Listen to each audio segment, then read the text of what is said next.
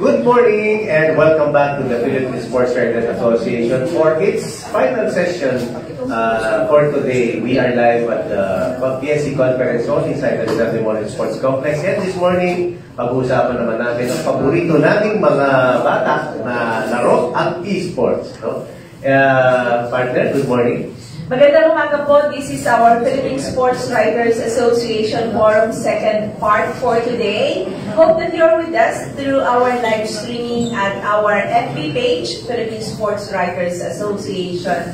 And of course, on a delayed basis of the Radyo Pilipinas 2, ang ating paling sports radio tuning kalina po. Napakinig sa atin ng ating sabihin ng paborito namin mga bata. Anyway, maraming salamat po sa ating mga supporters. In behalf of PSC President Nelson Beltran ng Philippine Star, ayan po siya. Salamat po Philippine Sports Commission, Philippine Olympic Committee, San Miguel Corporation, PLDT Smart, Milo Philippines, at Ariel Plus. And yes, to talk more about another world competition, and this is in esports. Our Philippine team will be competing at the Esports World Cup in Saudi Arabia, okay, next month. So we are happy to have here with us and in charge of our Mobile Legends Pro League, MPL, Kit Medrano, and of course the champion team, reigning world champion din ba, di ba? Falcons AP brand being represented by Vincent Pulnigo. Welcome to the PSA Forum. Magandang umaga. Yes, Kit, opening remarks? Thank you so much po, PSA. Una sa lahat, we're grateful to be present here sa PSA Forum. It's always been a dream or a plan for the Mobile Legends Bang Professional League to visit and know more about PSA and meet its members. So with that, thank you for having us. I'm with Vincent Oligo. He is from Hagas AP Brand. Hello, I'm Vincent Oligo at explainer for AP Brand. My IGN is Patro. Yes. Ayan, ang guest natin ngayon, world class ito, reigning, no less than the reigning champion team, no, represented Vincent. Marami sila dyan, pero siya ang dating guest ngayon. Kit, please tell us, no, yung naging journey ng isang Philippine team, no, o dalawa ang representative natin, no, tsaka yung isa na hindi lang nakarating, yung team Falcons and team Liquid. No? Gaano matagal bago nagkaroon kayo ng series of tournaments dito sa Pilipinas? Gaano katagal ang mga laro nila, mga tournaments nila bago makarating dito sa World Championship? Taon-taon po, meron tayong Mobile Legends Bang Professional League Philippines o MPL Philippines, kung saan may 8 teams na franchise teams na naglalaban para makakuha ng 2 slots papunta sa mga world or global level MLBB tournaments tulad ng MSC o Mobile Legends Bang mid-year or mid-season cup at isa pa yung M World Series. Yung MSC 2024 sa kalagitnaan ng taon, and yung M World Series naman isa ring global level tournament sa katapusan naman siya, sa dulo siya ng taon. So mga December 2024 yun. Bago makarating yung 2 representatives na teams ng Philippines sa ganitong level ng tournament, meron tayong, yun nga, MPL Philippines season kung saan for 3 months maglalaban-laban sila, 8 weeks, spread out siya ng 3 buwan para maglaban-laban sila at kunin yung championship title ng MPL Philippines. So, pagkatapos nun, syempre, yung top 2 teams, in this case, yung Falcons AP Brand, saka yung Team Liquid Echo Philippines, ipapadala sila sa MSC 2024 na for the first time ay gaganapin sa Riyadh, and for the first time also featured sa Esports World Cup sa Riyadh, Saudi Arabia. Yung itong sa MSC, ito yung mid-year parang World Championship ng NBN. Ano ang format nito? Paano ka naman kasi reigning champion sila last year, ngayon they are there to defend again, no? Gaano katagal? Anong format doon naman? Kumpara sir sa local league, Okay. mas maikli yung global level tournament natin ng MSC 2024. So, meron siyang tatlong phases. Ito yung tinatawag na wild card para sa mga emerging regions. Meron tayong group stage kung saan doon na agad diretso yung representatives natin from the Philippines. And then meron tayong knockout stage. So for the group stage, meron siyang mga 5 araw para magkaroon ng single elimination round robin tournament, best of 3. And then yung ma-divide yung mga teams sa 4 na groups. And then yung top 2 teams ng 4 na groups na yun, diretso sa knockout stage. And then from the knockout stage, determine na yung champion doon. Yes, sir. From the knockout stage, bali maglalaban-laban pa rin yung mga teams, and then single elimination pa rin ito. Yes, sir. And then on July 14, yung grand finals day. Wow. Okay, nalikan po namin ngayon. Talagang exciting ito, no? Na-excite kami. Si Vincent, ilan bali kayo sa team? Sa team po namin, 6 lang po kami. 6 kayo? Pero kasama po yung coaches at yung other staff, mga 8. Okay. Pero yung players, 6 yan. Pero ilan ang allowed na players normally sa Sa isang game? laro, 5 players lang po. 5 players. Pero yung 6 nyo, maximum na yun na allowed na to make up the team, or yung meron pwede kayong magtagtag, or Maximum po sa MPL, 10 players sa isang roster. So parang lahat po may sub. okay, pero kayo, you choose na 6 na lang. 6 lang po yan. Choose lang po ng org namin na 6 lang kami. Ito rin ba ang same composition ng team nyo ngayon, yung same nung last year? Opo, same po. Wala pong nagbago. Ano ba yung nakalaban nyo last year na mga matitinding teams? Na bansa? Sa grand finals po last year ng M-Series, yung M5, nakalaban po namin yung top 1 team ng Indonesia, which is Onyx Indonesia. And then, bago yun, ano pa yung mga dinaanan nyo sa event, sa knockout stage na? Nakalaban din namin yung Pinalo nyo. sa lower bracket finals no, nakalaban namin yung Blacklist International, yung second team ng Philippines. So after nun, wakit kami ng grand finals, tapos ayun, nalo kami sa Game 7 versus Onyx Indonesia. Nga, ano naman, sa Philippines, kayo ang runner-up, no? Kaya ngayon po, runner po kami sa MPL Season 13. Season. Pinalo po kami ng Liquideco sa grand finals. Sige, magkipagkwento pa kami for more. Question pa siya. Okay. So, how do you see this World Championship, Vincent? May bago bang team kaya? Have we seen ano ba yun, draw? May idea na ba tayo kung sino makakalaban natin come the World Cup? Sa ngayon wala pa po sa pagkakaalam ko po, mamaya pa po mag-group draw. So, pero alam na po namin yung lahat ng invited na teams. So, sa iba't ibang region po kasi may kanya-kanya po silang slot. Like what teams? Like, sa Malaysia, yung SRG, sila yung layon mo na name eh. Ano mga bansa ba? Malaysia, Sa World Cup? Malaysia, Cambodia, Philippines, Indonesia, Brazil, meron, MENA, NA, Middle East, tapos, South Korea and Singapore. yeah, Singapore yun pala. South Korea, wala po sa South Korea. Meron din China. China, no? So, bilang world champion, I'm sure nasa iyo yung pressure na madepensa yung corona. So, anong klaseng training, anong paghahanda o kakaiba ang ginawa nyo this time para ma-retain yung, para madepensa yung titulo? Well, after po kasi ng runner-up, naging runner-up po kami, mas laan po kami ng oras ngayong sa training namin. So, halos 3 to 4 weeks ata yung namin, practice at yung training days namin. Tapos, konting days lang po talaga yung pahinga namin compared sa mga ibang teams. So, ayun, handa lang po kami para matutuloy pa. Natauhan kayong world champion tapos runner-up sa Philippine tournament. Kit, malaki ba itong sa Riyadh, Saudi Arabia? Kasi napansin ko, dami ding tournament na sa Riyadh, Saudi Arabia na ginagawa ngayon at sobrang lalaki ng premyo. Mas malaki din ba this time around the premyo kumpara sa last year's World Cup? Yes, ma'am. Actually, ito po yung pinakamalaking prize pool so far for Mobile Legends, any Mobile Legends Bang Bang tournament at USD 3 million. Yung top 1 itself po, which is malaki po yung chance natin sa Magkano ulit? 3 million US dollars. Yes. Mas malaki pa dun sa world pool. Magkano lang dun sa world pool? 2.5 million dollars.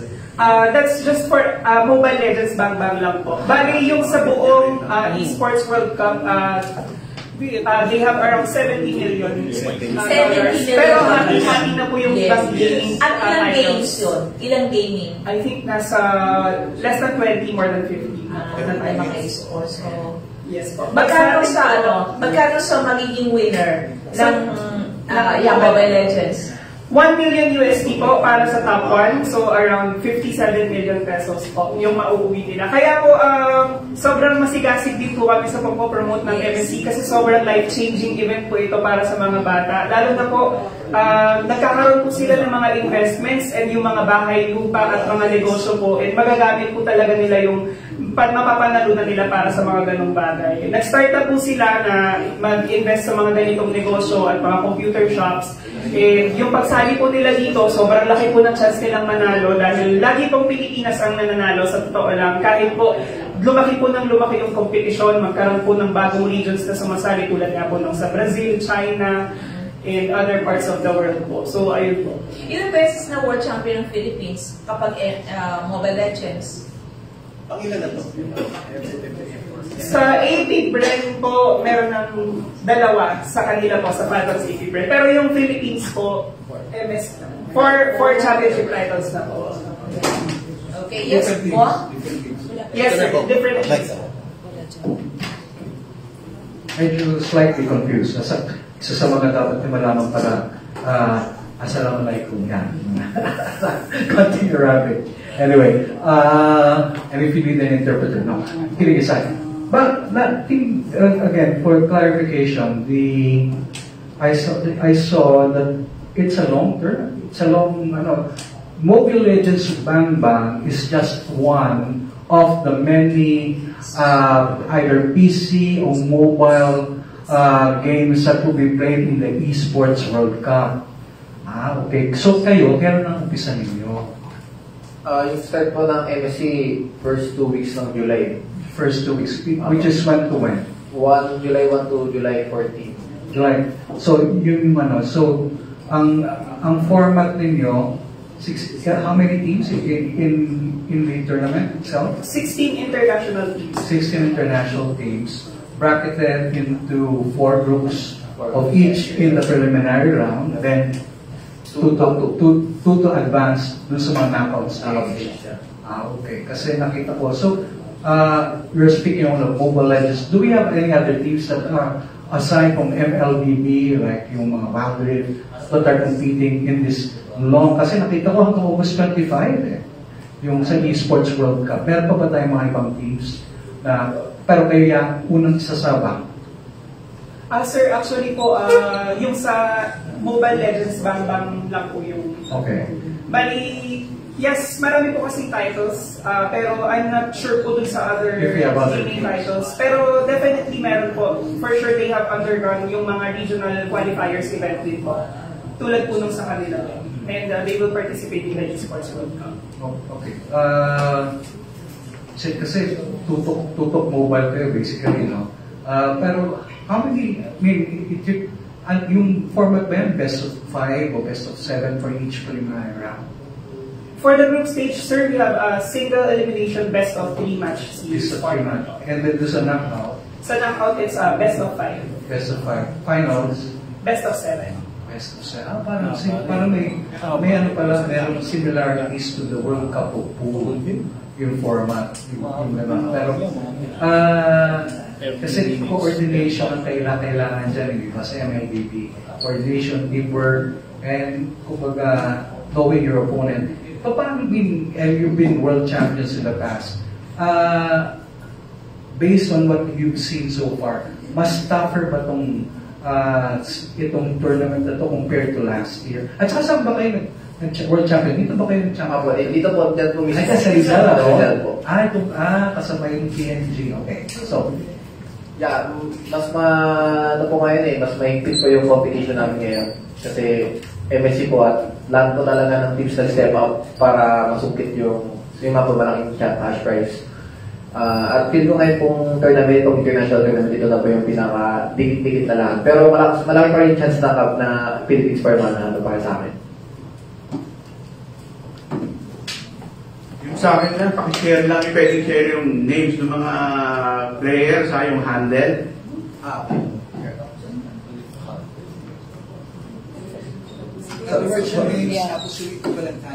Okay po. So, di ba sa team ko po, 8 po kami.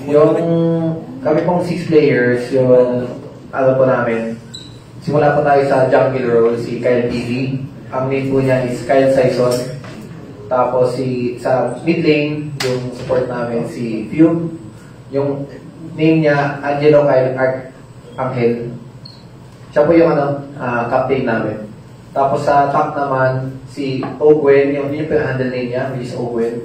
Tapos yung full name niya, OG Nunigo, which is yung kasi ko po siya. Tapos, gold laner po namin, which is yung carry, si Marco Rentano. Yung handle name niya, Super Marco. Tapos yung si XP lane, which is ako, Vincent Nunigo, Pando. Tapos yung isa pang XP laner, si Flap Easy, David Charles Cannon yung name niya. Tapos sa coaches naman po, dalawa po kasi coach namin Isa pong head coach at isang technical coach. So sa head coach po si Francis Glindro, or ang name po niya Ducky. Tapos handle name po niya Ducky. Tapos si naman po, Coach Trevor. Yung handle name po niya Coach Trevor. Tapos yung full name niya Robert Sanchez. Yun na po. Hi, good morning. Vincent, sino nga pala yung mga teams na talagang tingin nyo magiging dikit yung laban, yung naisip na mahirapan ngayon? Sa ngayon po, sa nakikita ako or yung team, yung malalakas po ngayon para sa amin, yung top 1 ng Indonesia, Onyx. Fnatic Onyx na po pangalan nila ngayon. Tapos yung top 1 ng Malaysia, SRG, yung nagkaka-champion lang po sa Malaysia. Tapos yung top 1 din po ng Pilipinas, yung Liquid Echo, yun din po namin gusto rin po namin sila talunin. Ayun, yun lang po para sa amin. Okay, thank you, Vincent. Can you tell us more about the background naman ng isang natin representative, yung Liquid Echo? Yeah. Sino yung mga players and ano yung mga nila in the past, mga naging places nila? Yung Team Liquid Echo Philippines, formerly they are Echo. Marami na rin po sila naging achievements. They were the M4 World Champions. So meron din silang championship titles. Anong year yun? Last year, sir. 2022. 22. Yes, sir. Ginanap yung tournament sa Jakarta. At kasama rin nila doon sa Grand Finals yung top 1 naman ng Indonesia nung time na yun, which is yung RRQ. Hoshi. Yung teams nila, yung country manager, si Mitch Liwana. And then they have their coach, si Coach TikTok. And then for the players, they have Carl TZ or Carl Nepomuceno. They also have JP.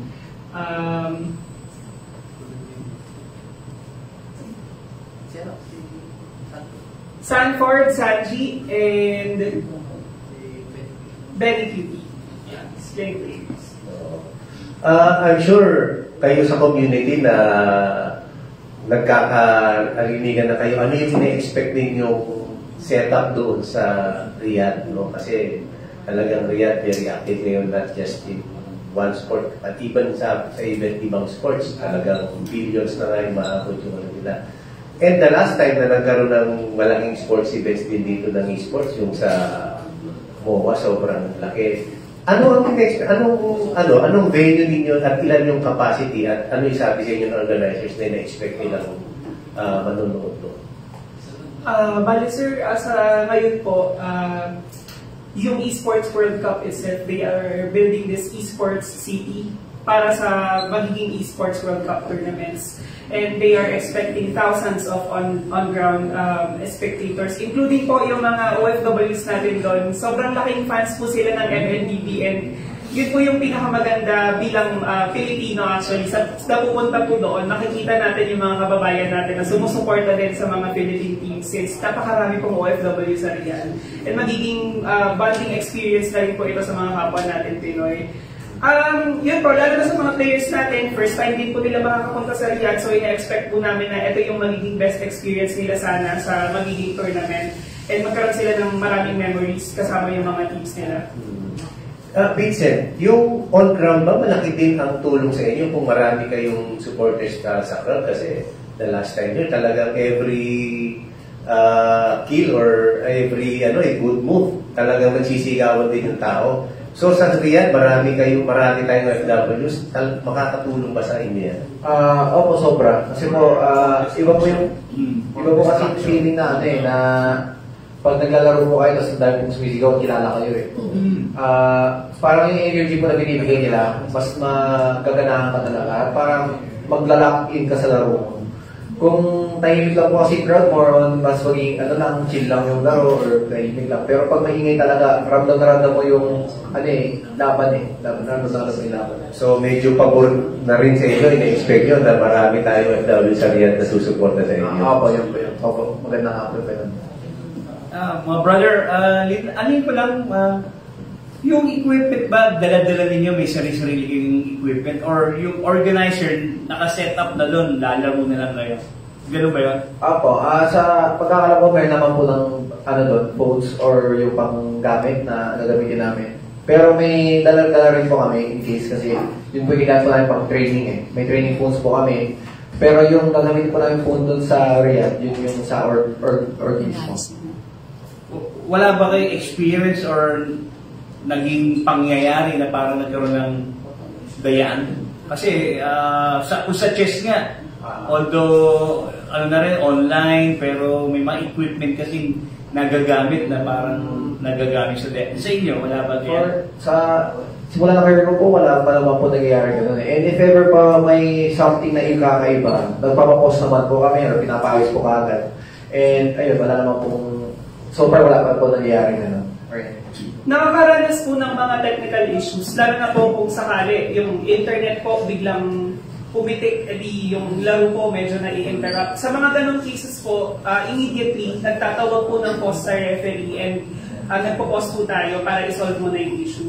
Yung mga dayaan po, so far wala pa naman pong nangyayari dahil na rin po sa pakikipagtulungan din po namin sa mga teams at sa government organization to make sure po na magiging professional po yung liga natin and susunod sa mga batas or mga rules para hindi po ma-encounter yung ganong mga dayaan po. Including na po dito yung match fixing and gambling na dinidenounce po ng liga. Meron po kaming mga projects or campaigns para hindi po ma-involve. Lalo na po, naiintindihan po namin na yung mga kalahok namin sa mga tournament ay mga bata po. So, it is also our duty to protect them against illegal activities po. Yung organization nyo ba covered din ng anti-doping? Kasi, syempre kayo mga atleta kayo, karamihan nga, lalo na sa mga games ng mga gamers, napupuyat ang mga yan eh, umaabot na madaling araw sa kakalaro lang, no? Baka sakaling hindi natin masabi, may gumagamit dyan na para mas mahaba ang resistensya. Nababantayan din ba yan ang organization niya? Yes sir, definitely po. Nakikipagtulungan din po kami sa Games and Amusement Board. Ang mga atleta po natin may license din po bago sila sumabak sa mga liga natin. Ibig sabihin din po nun, meron po silang drug testing na ginagawa bago po maging kalahok yung player nila sa mga liga natin. Lalo na po bago sila lumakas ng bansa natin. Good. Good morning, Vincent. Yeah. Yung esports is going into the Olympics. No? Konti-konti na lang, pag na-approve na sa next Congress, maglalaro na kayo doon. Pero bago pa yan, meron tayong SEA Games, meron tayong Asian Games. Yung organization nyo ba is kasama sa PESO and nag-represent na ba kayo sa Philippine team? Yes sir, opo. Simula po noong 2019 SEA Games, nakapag-send na po tayo ng representatives sa pakikipagtulungan din po natin with Philippine Esports Organization na kapag every time po na meron tayong ganitong klaseng events, yung peso po nakikipagtulungan po tayo sa kanila para mamili ng mga representatives. Galing din po sa mga franchise teams natin sa MPL Philippines, which is yung professional league ng Mobile Legends Bangban. Nag-gold medal na ba tayo? Yes sir, nag-gold medal na po tayo sa SEA Games, IESF. Sa SEA Games sir, marami na rin po tayong gold medal. Even sa women's po, may silver tayo sa women's. Natalo po na ng Indonesia nung last year, pero at still, silver medal for the women's division po. Sa men's, yes po, meron po tayong gold. Si Vincent, ikaw, yung thoughts na one day magiging Olympian ka pag nasali na yung esports sa Olympics, gaano mo siya napipil kapag naglalaro ka? Merong this is Olympics, gaano mo siya paghahanda? Sobrang nakaka-excite po pag-isipin kasi di ko may imagine na matagal rin po hinihintay talaga makapasok yung esports sa sa Olympics. Ayun po, siguro dagdag pangarap po na makakuha din ng gold medal sa Olympics. Okay. Clyde, Mobile Legends to hindi Legends yung tanong mo Isa na tayo Good morning, God bless po. You know, Filipinos, this sport is an ideal sport for Filipinos because it doesn't involve height and the mental gymnastics of the Filipinos is really high, excellent. So, now, how would you prepare the Filipinos, not only in Southeast Asia, but also in the world, against their counterparts in the world? How would you compare the talent of the Filipinos? Sir, sa totoo lang po, hindi po sa magmamebang, sobrang world class po ng mga talents natin dito sa Pilipinas. Sa totoo lang po, ini-import po ang mga Filipino MLBB esports athletes. Meron po tayo sa North America na coach and also player. Meron po tayo sa Cambodia, Singapore, Malaysia, and yung mga imports po na yun, sa totoo lang, part po sila ng champion teams ng mga regions na yun. Kaya fair to say po na talaga pong world-class talent po yung mga Filipinos natin. Even po yung mga casters and hosts, kapag po may mga global events tayo, hinahire po sila para sila yung mag-lead ng program. So, the Philippines import basketball, but other countries import Filipinos? Yes, sir. Yes, po. No, kinubiro ko ito nung nakaraan sa Asia Games, Filipinos against Indonesia and against Myanmar. So, can the Filipinos reaffirm their unquestioned supremacy against the Myanmar and the Indonesians? Yes po, kaya po namin yun. Kami po talaga yung top 1 country sa MLBB. Kasi give me, how about the effectivity and effectiveness or comprehensive of your program, of your grassroots program, because you know, for all you know, your objective is to discover and tap young dancing talents in the countryside. Meron po kami sir ng mga programs for the grassroots. Ito po, number 1 po, yung Mobile Legends Development League, MPL Philippines. Ayun po yung parang amateur level tournament ng MPL Philippines.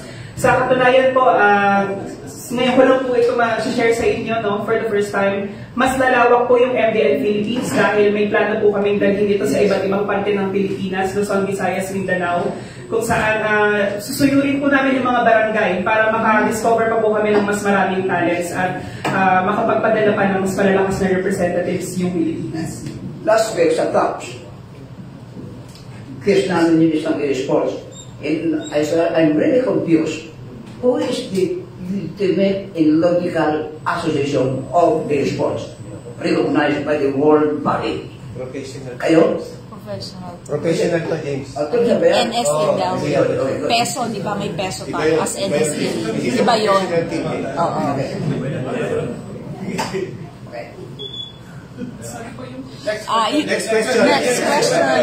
This is different, James. Yeah. It's a professional team. Next question. Last question. Last question. Are you contemplating the idea holding big international competition right in the Philippines? Senior Pet, mag-host din to. Ulit? Sir, last time po dito po sa Pilipinas, sinost yung M5 World Championship, sila po yung champion. And yung future plans naman po, definitely sir, meron naman po talaga tayong mga plans. But I think not in the near future kasi kakapos na po natin ang M5 World Championship. But Philippines has always been part ng consideration lagi, since tayo po, isa po tayo sa mga may pinakamaraming MLBB fans in the world. It is possible perhaps to host big tournament in the near future to give Filipinos the chance to watch world caliber sports in the country. Yes. Yes. Naka-host ng games last Hindi, in the near future. Yes, of course. Mag-host na tayo, given the chance. In the near future. Yes, sir. In the future, of course, sir. Philippines po, lagi siyang nasa consideration kasi po, yun nga, malakas po tayo kahit po sa community natin, sobrang lakas po ng support sa MLBB. Kaya po, hindi po imposible na mag-host po ulit tayo ng world level po na tournament dito sa Philippines. Do you have sufficient budget to run your association? Budget, sir? Do you have sufficient budget to run budget. your association? Whole year-round activities? Actually, sir, we have activities year-round po, both for professional, amateur, and grassroots, sir. Yes. Yes, sir. Thank you, sir. Alright, thank you. So, partner. Yes, wrap up na lang. Okay, so what promise can you give Vincent as your team bid to retain the title? At saka dagdag, gaano kaganda na maging isang esports player? Kasi kanina sabi ni Kit, ang dami niya na raw ipon ang dami niya na rin mga in a way properties, di ba? O investment ika nga na nakuha because of the big wins na nakuha nga niyo sa paglaro ng esports. Please. Siguro po yung benefits po sa maging esports player, yun nga po po sa monetary na nakukuha namin. Malaki po natutunan kasi nasa isang bahay lang po talaga kami. So, away po kami sa family namin at like, boom, parang ito na po yung life namin. Tapos, ayun, na-stress ka nga pero sobrang saya mo naman ginagawa yung gusto mo. Yes. Tapos, marami pong ginagawa, like, di lang po like ML, like may mga shows po, may mga video shooting, ganyan. So, nakaka-enjoy po, sobrang nakaka-enjoy po talaga maging esports player. Tapos, yung promise ko lang po sa Philippines na kami po yung manalo sa international sa MSC. Kaya abangan niyo po kami. Yes, thank you. Kit, message. Message po, first of all, maraming salamat po sa PSA, Philippine Sports Writers Association, for having us this morning. Supportahan po natin yung mga Filipino players natin sa Mobile Legends Gangbang Mid-Season Cup. Once again, naniniwala po kami na yung Team Philippines po ang may malaking chance para iuwi ang 57 million pesos at magbago yung buhay nila. Kaya po, once again, thank you so much PSA for hearing us. More power sa ating team, sa Mobile Legends. Maraming salamat po, DSP, PSA Sports Forum. Until next time. Great day, everyone.